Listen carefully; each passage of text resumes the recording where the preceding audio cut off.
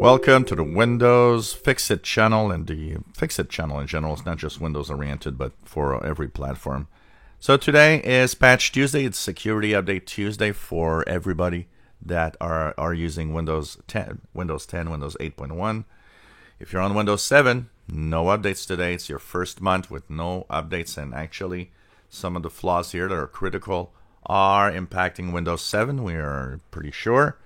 And that means that Windows 7 is already unsecure now, with bad guys knowing what to target if they want to try and attack Windows 7 users.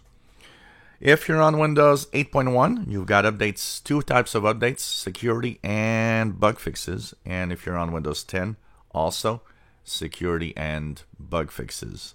These are what you have. And it's important to actually apply the Patch Tuesday updates, as security is the number one reason you want to stay safe, and that has multiple parts. One of them, keeping your operating system up to date to make sure that it is working well, is important. So basically, if you're on Windows 10 May 2019 update, you're on 18.362.657. If you're on the November 2019 update, 18.363.657. And if you're on the October 2018 update, you're on 17.763.1039. And so bug fixes and security updates all mixed in.